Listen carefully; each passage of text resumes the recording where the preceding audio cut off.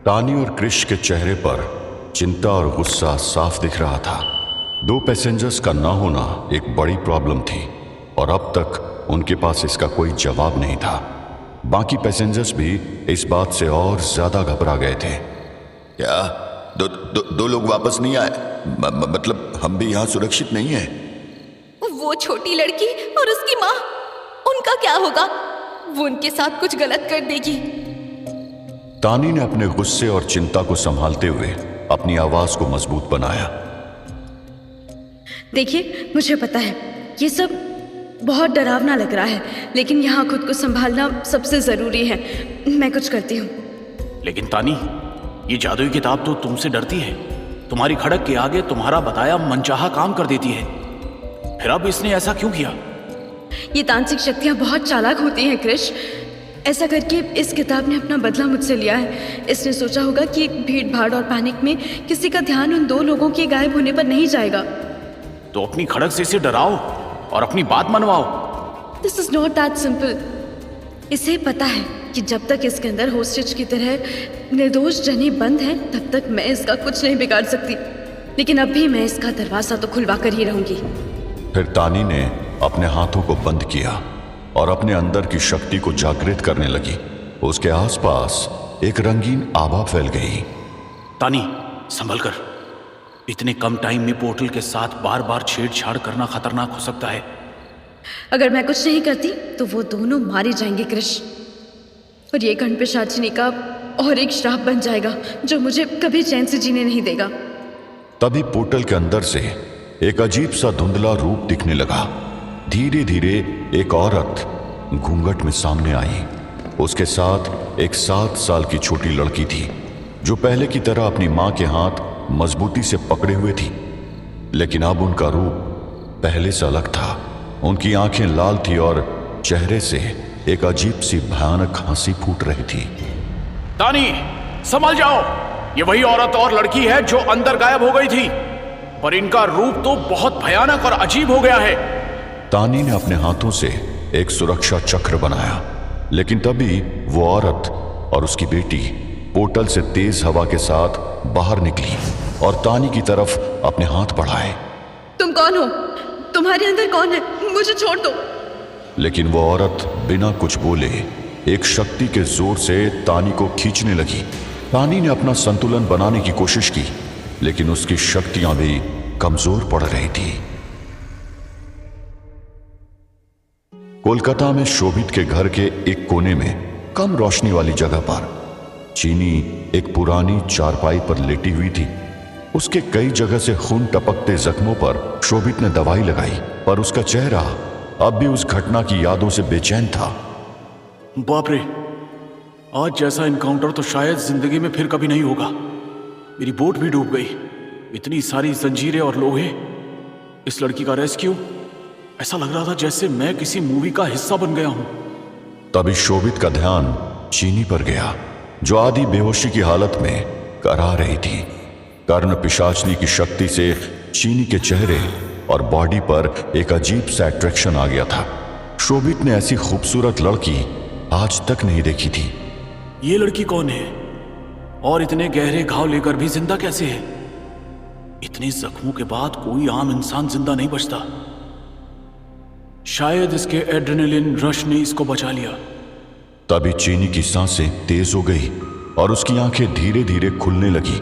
उसके चेहरे पर पहले तो एक अजीब सा डर दिखने लगा, पर फिर उसकी नजर शोभित पर पड़ी। रिलैक्स, कुछ नहीं हुआ। तुम अब सेफ हो। काफी दिलेरी से लड़ी तुम। कोई एथलीट या सोल्जर हो क्या? तुम कौन हो? तुम्हें बचाने वाला फरिश्ता समझ लो। उस जगह और पानी को मैं बहुत अच्छे से जानता हूं। पता नहीं तुम्हारी किस्मत को अच्छा कहूं या खराब, जो तुम्हारे साथ ऐसा भयानक कांड हुआ और तुम उनसे बच भी गई। हाँ, नेचर को मैं पसंद नहीं आती। मेरे साथ ऐसी चीजें होती रहती हैं। पर चीनी के मन में एक अलग घबराहट थी। उसने अपनी यादों में वापस जाने की कोशिश की। जंजीर, खून, एंकर और गंगा की पवित्र स्पर्श से उसकी खोई शक्तियां और अर्जुन, ये सब उसके दिमाग में घूम रहा था। कहीं बेहोशी में मेरा कर्ण पिशाचनी वाला रूप हावी तो नहीं हुआ होगा। ये लड़का मेरी सच्चाई जान गया तो नहीं, मुझे शांति से यहाँ से निकलना होगा। देखो, तुमने कुछ अजीब और खतरनाक चीजें देखी होंगी, लेकिन अगर तुम मेरे घर तक जिंदा पहुंच गई हो तो इसका मतलब है कि भगवान तुम्हारे साथ है।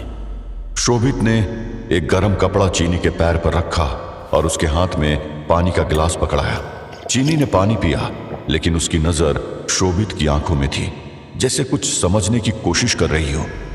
अच्छा, तुमने किसी आदमी को गंगा में देखा था?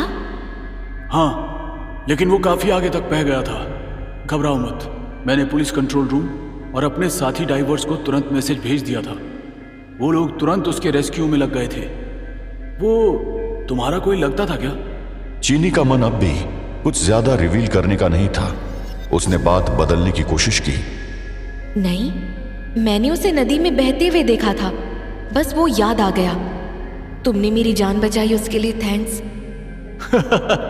हाँ, मुझे लगता है तुम ज्यादा डेंजरस हो। तुम्हारा रूप, तुम्हारी आंखें जैसे किसी दूसरी जगह की हूं। शोभित के शब्दों ने चीनी को और कॉन्शियस कर दिया था। इस समय वो अपनी शक्तियों और शरीर के साथ कोई एक्सपेरिमेंट नहीं करना चाहती थी। शोभित ने उसकी जान बचाई थी, एक साइकोपैथ होते हुए भी। इस एहसान की वजह से वो शोभित को मारे बिना वहां से आगे बढ़ना चाहती थी। उसने अपने हाथों को संभालते हुए कहा, मैं तो बस एक नॉर्मल इंसान हूँ। मुझे बस यहाँ से कोलकाता जाना है। मेरे कुछ काम वहाँ पेंडिंग है। कोलकाता है तो ये भी कोलकाता का हिस्सा, लेकिन थोड़ा आउटर हो गया। लेकिन तुम यहाँ आई कैसे? तुम्हारा घर कहाँ है? शोभित के सवालों का जवाब चीनी के पास नहीं था। उसका दिमाग उस घटना के दर्द और अपनी असलियत को छुपाने की कोशिश में उलझ गया था। मेरी कहानी इतनी सिंपल नहीं है। मैं इस समय अपने बारे में बात करने में कंफर्टेबल नहीं हूँ। तुम्हारी मदद के लिए शुक्रिया, पर मुझे अब यहाँ से जाना होगा। अभी नहीं, तुम्हारे जख्म अभी ठीक नहीं हुए हैं, और अगर तुम अकेली बाहर गई तो कोई और खतरा तुम्हें ले डूबेगा। एट द एंड मैंने तुम्हारी जान बचाई है। एटलीस्ट थोड़ा बहुत तो मुझे कुछ बता ही सकती हो अपने बारे में। चीनी के पास इस बात का कोई जवाब नहीं था, लेकिन उसने ऑकवर्ड साइलेंस को तोड़ने के लिए कहा, तुम मजाक अच्छा करते हो, पर मुझे अभी कोई मूड नहीं है कुछ बोलने का। अरे मैं मजाक कर रहा था, तुम रिलैक्स करो। लेकिन फिर भी तुम्हें आराम की जरूरत है। चाहो तो मैं तुम्हें सरकारी हॉस्पिटल में एडमिट करवा सकता हूँ। चीनी को समझ आ गया था कि उसके पास अभी सिर्फ एक ही रास्ता है, शोभित की मदद लेना, पर अपनी असलियत को छुपाकर। नहीं, हॉस्पिटल की जरूरत नहीं है। मैं कुछ दिन यहीं रुक जाऊंगी, पर अगर तुमने मुझे डिस्टर्ब किया तो मुझे और बुरा लगेगा और मैं यहाँ से चली जाऊंगी। और प्लीज मेरे बारे में किसी से भी जिक्र मत करना। बस यूं समझ लो मेरी जान खतरे में है, और जो लोग मेरे पीछे पड़े हैं उनके कांटेक्ट बहुत ऊपर तक हैं। ओके ठीक है, तुम्हारे यहाँ होने का किसी को पता नहीं चलेगा। अब आराम करो, मैं कुछ खाने के लिए लेकर आता हूँ। शोभित के कमरे से निकलते ही चीनी के चेहरे पर एक ठंडी मुस्कान उभर आई। ये लड़का मेरे जाल में फंस गया है, पर मुझे अपना प्लान जल्दी ही एग्जीक्यूट करना होगा। बहुत वक्त निकल चुका है। अर्जुन को ढूंढने का कोई फायदा नहीं। अगर उसे किसी ने बचा लिया होगा तो कल ही लोकल न्यूज़ या शोभित से मुझे पता चल ही जाएगा। रात का समय था और चीनी एक अंधेरे कमरे के कोने में बैठे अपने अंदर की लड़ाई लड़ रही थी। उसका चेहरा टेंशन और गुस्से का संगम लग रहा था, जैसे उसका पुराना रूप कर्ण पिशाचनी उसे आवाज दे रहा हो। उफ, ऐसे तो मैं रेस्ट नहीं कर पाऊंगी। लग रहा है कोई बार बार मेरा नाम पुकार रहा है। चीनी ने दोनों हाथ उठाए, आंखें बंद की और एक गहन मंत्र उच्चारण करते हुए अपने अंदर की शक्ति को जागृत करने की कोशिश करने लगी। उसके अंदर का दर्द और गुस्सा अब अपनी सीमा पार कर रहा था। उसकी आवाज तेज हो गई और पूरे कमरे में एक अजीब सा नाद गूंजने लगा। लेकिन जैसे उसने अपने पुराने रूप कर्ण पिशाचनी में बदलने की कोशिश की, कुछ भी नहीं हुआ। स्ट्रेंज, ये क्या हो रहा है?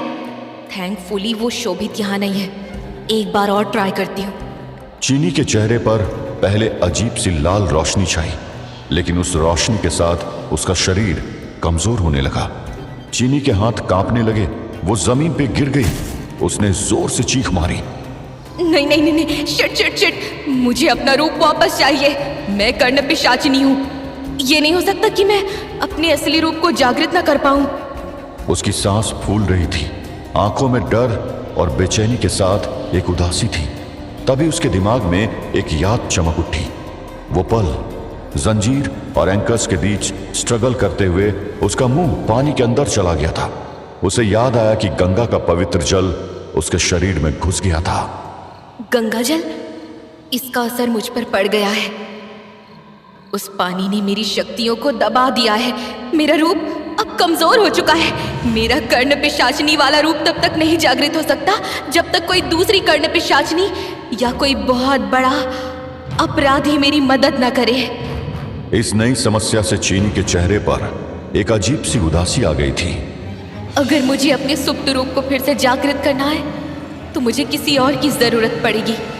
लेकिन वो होगा कौन, और उसे अपनी मदद के लिए मैं कैसे कन्विंस करूंगी? अगर मैंने जल्दी इसका रास्ता नहीं ढूंढा तो मेरा ये रूप मेरी ताकत की जगह मेरी मौत बन जाएगा। चीनी धीरे से उठने की कोशिश करने लगी कि तभी उसे खुद को महसूस हुआ कि वो अपने इंसानी रूप में भी उतनी सक्षम नहीं है जितना एक आम इंसान हो सकता है। पर उसके अंदर एक नई तलाश ने जन्म लिया था, एक तलाश उस शक्ति को वापस पाने की जिसे लोग कहते हैं कर्ण पिशाचिनी।